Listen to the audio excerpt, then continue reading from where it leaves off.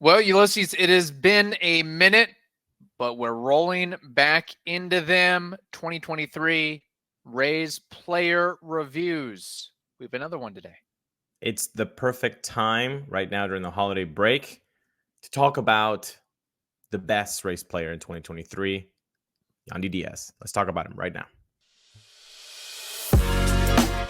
You are Locked On Rays, your daily Tampa Bay Rays podcast, part of the Locked On Podcast Network, your team every day. Hello, my name is Kevin Weiss. I'm Ulises Sambrano. And we are the host of the Locked On Rays podcast, part of the Locked On Podcast Network. Thank you for making us your very first listen every day. Be sure to check out and subscribe to our YouTube channel at Locked On Rays. You can also find us on X and Instagram at Locked On Rays and email us anytime, lockedonrays@gmail.com. All right, let's get right into it. Player review for one Yandy Diaz. Man, it was a strong campaign from him. Something tells me we have a lot to say in the what went right category as compared to the what went wrong category. And that's what we do on these player reviews. We talk about what went well, what didn't go so well, and the individual's future with the team, along with a final grade for the past season. So Yandy Diaz, Ulises, hit it off with what went so very well for him. What better way to start the 2024 season than to look back at the best player for 2023? You are completely correct, by the way. It's going to be tough to nitpick with his season and try to find some negatives. For those that don't have his numbers right in front of you, his slash line was a 330, 410, 522. That's a 932 OPS. He hit 22 homers, 78 RBI, a 164 WRC plus, almost a 5 WAR player, 4.7 F WAR. If I need to pick the first best thing that happened with him is he made this actual conscious adjustment that has been talked about, that we always, dreamed of what could be. Mm-hmm. What would Yandy look like if he had more power? And that's exactly what happened in 2023. The dude sacrificed, the walks. He maybe struck out more, but then the increase in power was such a beautiful thing to watch. The hard hit percentage, it also improved. And all of these things kind of catapulted him into having his best season, where he is an all-star. Not only an all-star, because you can have I don't mean to pick on Joey Wendell, but you can have Joey Wendell be an all-star, but this is a starting rotation lineup guy in first base in the American League, where you have competition like Anthony Rizzo and Vladimir Guerrero Jr. like in your own division, and you get the nod. Like, that was just such an amazing part of his season, was that increased power, and got him a lot of accolades in the national media. Yeah, and I think that the Rays certainly have a bargain on their hands with Yandy having a 3-year, $24 million deal plus a team option, I believe, in 2026. So he was worth probably this past season, I don't know, $25-30 million. So the Rays certainly got their value in full bore with that. And you mentioned, we can talk about a little bit more strikeouts, a little bit fewer walks, but can't complain with a 410 on base percentage. That plays wherever you go in any instant situation. Yeah, that you mentioned about the power of really seeing that come to fruition. I mean, he probably is the strongest guy in the team. So actually seeing it showcase into 22 home runs, and the way he hit those home runs were very impressive. I think overall, Fangraphs wrote an interesting article months back about him swinging at pitches up in the zone and elevating those into the air. I think that's one thing that certainly helped him moving forward, as well as the approach in terms of picking his spots of, okay, this is when I can really go all out for power. Or this is a situation where, hey, the team, just a base hit the other way. The signature shot over the second baseman's head.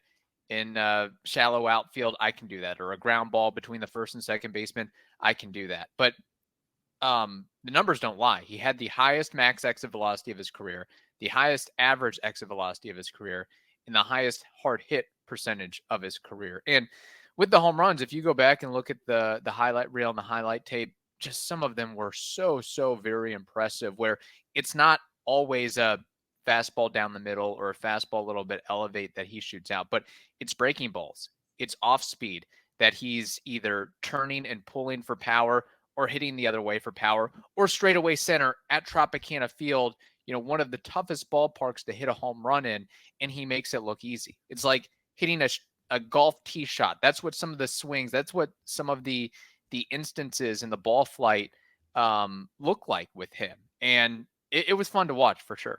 Yeah, and when you're talking about the massiveness of some of those bombs, you can tell because as soon as he hits it, he's already doing the bat flip with his backswing. Like he already knew it. And by the way, he has one of those smoothest bat flips. So if you guys want to have some fun, definitely look back at the home runs, the highlight reel. And talk about that undermining and opposition and the opposing pitcher, just really putting them into a mood and a funk and saying, "Ooh, that's I'm not going to feel good the rest of this outing, or I'm not going to feel good having to face Yandy Diaz or whoever's behind him or in front of him going forward."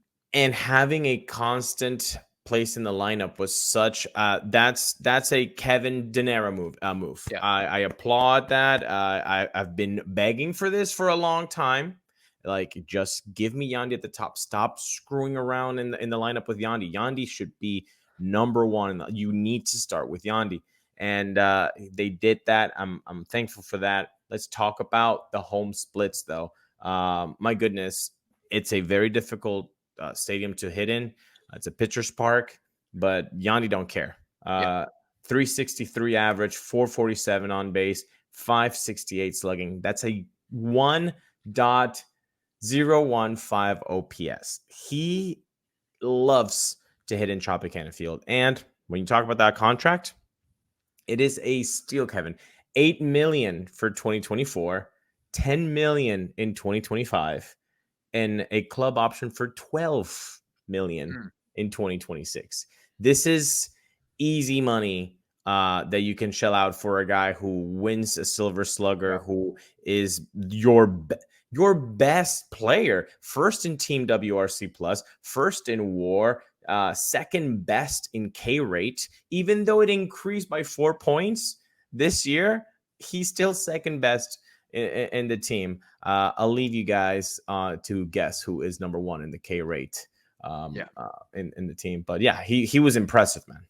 Yeah, well earned, well deserved, and I think the Rays saw the fruits of his labor over the last several seasons of really his numbers overall. At least, I mean, we can look at a lot of metrics, but if we're just going by at bats and plate appearances and OPS, he more so improved each of the last 3 years. And I think his dedication to making some alterations and changes and elevating his game allowed the Rays to sit back and say, okay, yeah, we can give this guy a contract extension and make it work out for us. So, and that's with him dealing with not personal issues, but personal changes, I should say, of, having a child. And that's something that, and moving from, hey, we're really just going to use you as a first baseman here. So he took all of that in stride and worked out to his benefit for sure.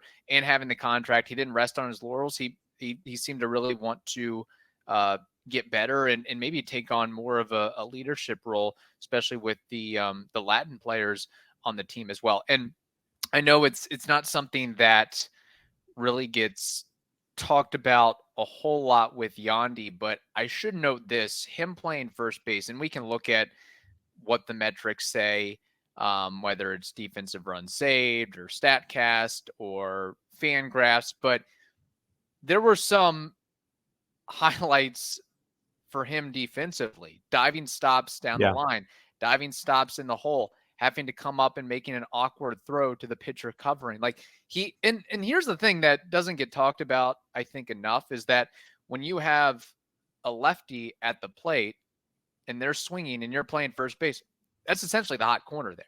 And there were some times where he really scooped up and handled some hard hits. So look, is he ever going to win a Gold Glove? Probably not. But he did help the team in certain instances, in certain ways, by what he did defensively at that position. Yeah, no, and unfortunately, it could not happen during the playoffs because that's a drag. Because he did make those great plays for 162 games, and yet in the playoffs, it didn't come through fruition. But I got a couple of more things I need to talk to you about Yandy before we move on to the negatives. But you have to tell me something first, right? Yes, we have to tell you something very important, and that is this. As the weather gets colder, the NFL offers stay hot on FanDuel. Right now, new customers get $150 in bonus bets with any winning $5 moneyline bet. That's $150 if your team wins. So if you've been thinking about joining FanDuel, there's no better time to get in on the action than right this very moment.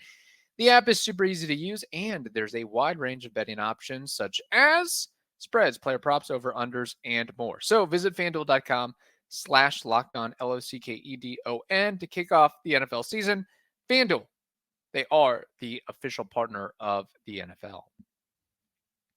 Okay, Ulises, and I just want to mention this also about Yandy defensively is some one-hoppers or some off-kilter throws by a shortstop, a third baseman, a second baseman. He was able to gobble those up in certain instances and circumstances as well. So I just want to note that. But I suppose you have a couple more positivities to mention about Yandy before we move on to some things that we didn't like so much about his play.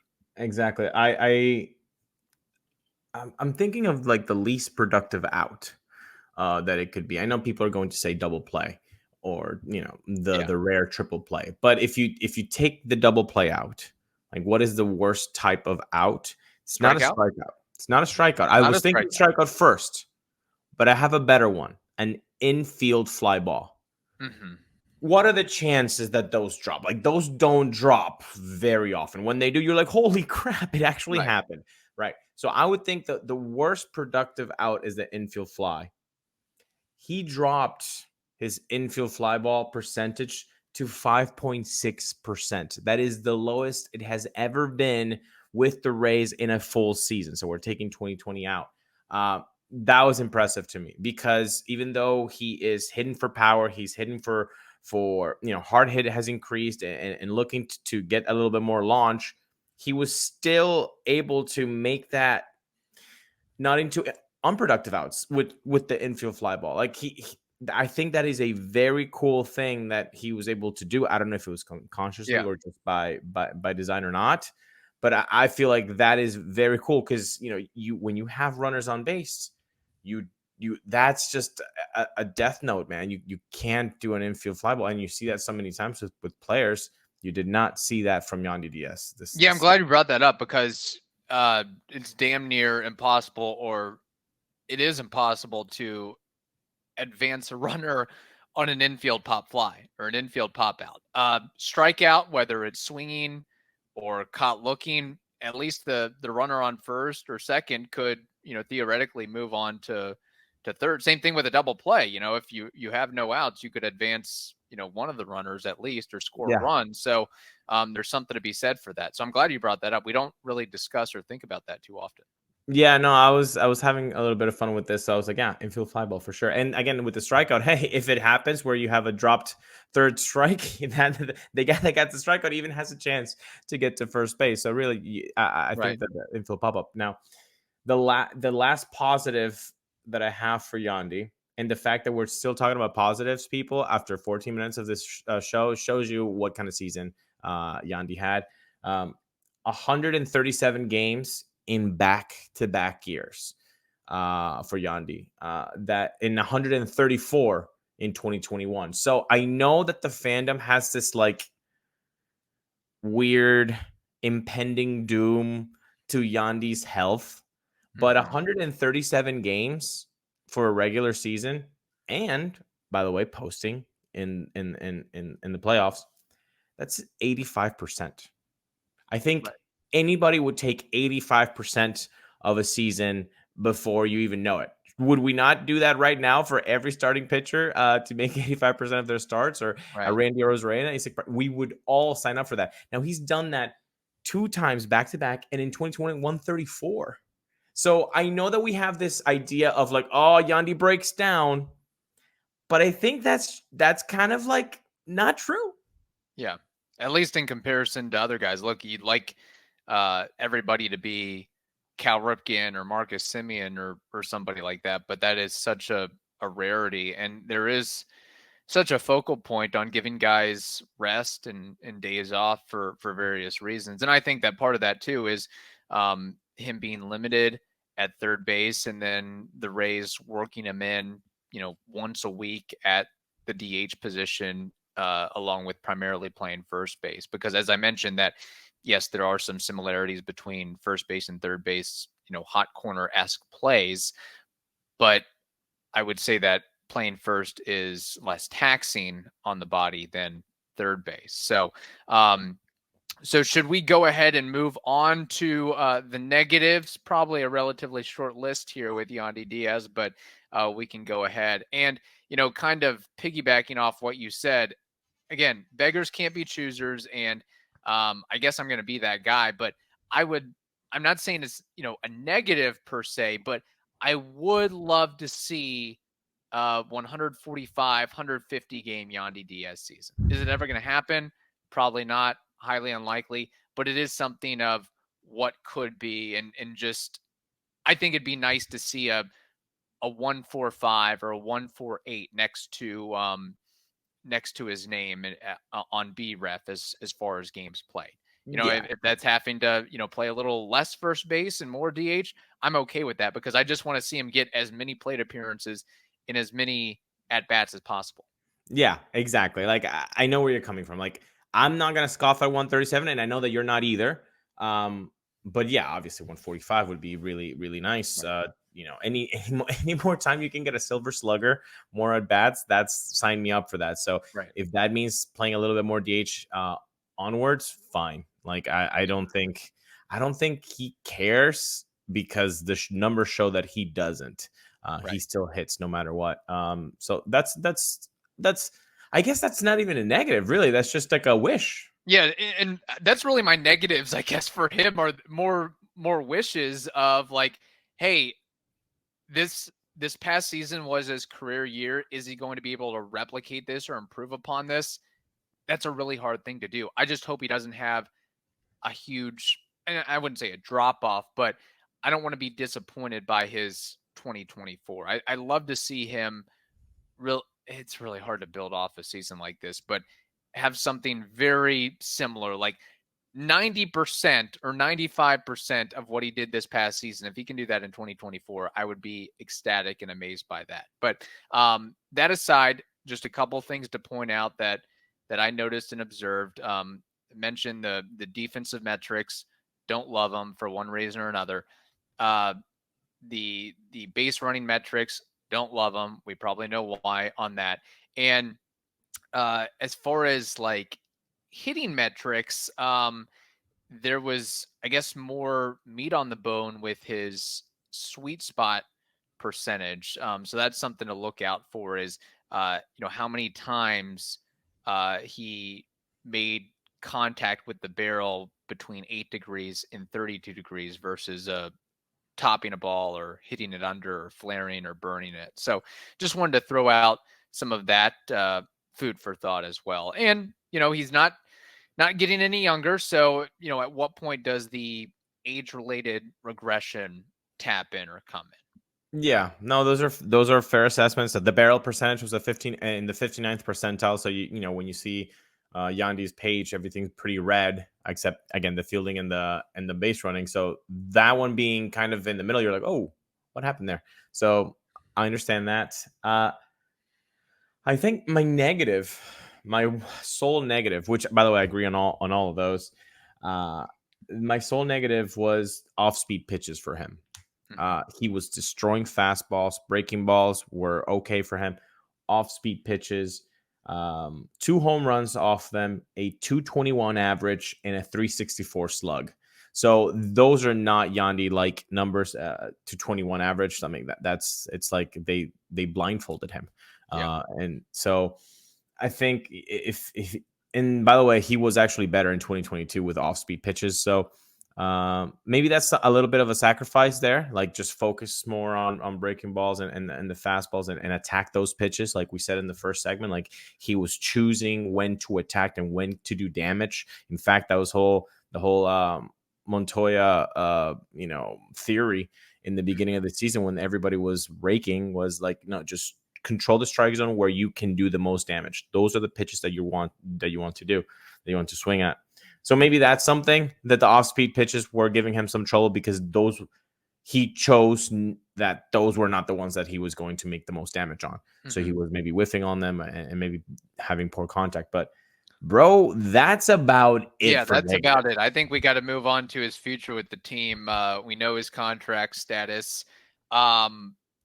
I think we're in agreement here that he is firmly implanted on the roster throughout the course of 2024.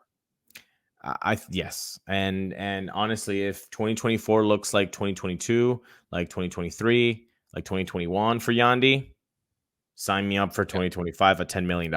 And then if 2025 looks similar to 2021 to 2022, 3, 4, sign me up for the club option at 12 mil. Like that, it's like $12 million for anything that Yandy has done in each of his full seasons with the Rays is a bargain. Right. 12 mil. Well, here's the thing. Like I mentioned it earlier, based on what he did this past season, that contract has more or less paid for itself. Basically. Maybe not the team option, but the $24 million figure. Yes, exactly. So again, people, $8 million in 2024, $10 million in 2025. That's guaranteed. Yeah. And then the club option for $12 million. There is not a buyout in this contract, but there is a $1 million bonus if he's traded. Okay. Which I don't know if the receiving team has to pay that $1 million or if it's the team that's giving the player away. I don't know that. I would imagine it would be the Rays giving him away. It's like, okay, now you got to uproot your family. You got to give me something. Like that's the Rays' own internal penalty for trading him. I don't know. I could be totally wrong and off. No, I like the theory. Yeah. That's kind of my question here. 2026 rolls around. It'll be here sooner than we think here, folks. Yeah. Do the Rays pick up that team option? He'll be around 35? He's 32 right now, correct? Check me on that. Yeah, it'll be his age 32 season in 2024. 33, 34, 35. Mid 30s. Mid to late 30s. Yes. Okay. I mean, I'm a Yandy fan. I like what he can do on the field. I really do. And if this is a guy that has to move to a DH role and be a DH for you, and then that's when he can post 150 games. He is a player unlike any other one in the roster that's not on an administrative leave, which he can control the zone. He has plate discipline. He gets on base at a massive clip and now has discovered that he has some pop. Like that is, yes, I want Yandy to be a Ray throughout this whole contract. And I think it's so good of a contract. And he is so special to the Rays lineup that I actually think there's a very good possibility that he isn't traded. Yeah. Which would be so glorious as a Rays fan to just have a guy not be traded. Like just through the contract. Right. That would be amazing and a rarity all at the same time. And it's a testament to Yandy that power, but also the Rays probably giving him some help and assistance along the way and identifying him when he was in the Cleveland, then Indians organization in 2017, 2018, where it's like, we have this guy who's built, he's built like The Rock, essentially. Yeah. And he's got, one home run to show for it over, bits and pieces of action over 2 seasons. He's grounding everything into the dirt. Like, something's got to give here. And the Rays were able to acquire him. And 2019, he goes from, 1 home run the previous 2 seasons combined to 14 in half a season. So it's like, okay, the Rays knew what they were doing when they labeled him and were able to get him on the roster. So before we give our final grade with Yandy, just a couple over under projections and predictions here for 2024. BREF has him pegged at putting forth a 293 batting average. Over under. Over. Okay, I agree. OPS 840. Over under. Over. Home runs 16. Over under. Over. Okay. And heck, I'll throw in one more. Doubles 29. Over under. Under. Okay. Yeah. I would really, really love to see him put forth another 20-plus home run season. I think that would be enjoyable to see as well. So just wanted to throw that out there. Yeah. All right. Final grade, get out the red pen. Or in Yandy's case, maybe it's like a gold-plated or silver-plated pen. What are you giving him for 2023? He's the best in the class. He's the best student. He shows up, does the work, asks questions, sits in his seat, isn't on his phone. Isn't on his phone. It's on the laptop. He's actually taking notes, and he's not, doing Instagram or Twitter. Like, paying attention. Yes. Paying attention, doing the work, showing up every day, not being a bother to anybody else in the class. Not getting into fights in the hallway. Well, not at all. Unless it's with Randy. In the parking lot. What do you give to the best student? Like, do I really care that he can't run? Do I really care that off-speed pitches he's not shellacking? Do I really care that he doesn't have an arm, even though he's probably going to be a DH? Do I really care that his outs above average is in the 8th percentile? No. It's like he's the best student, but he wears glasses and he's left-handed. So are you going to give him a nick for that? Yeah, no. This is, I think, the first ever, at least for me, and I think for you too, this is my first 100.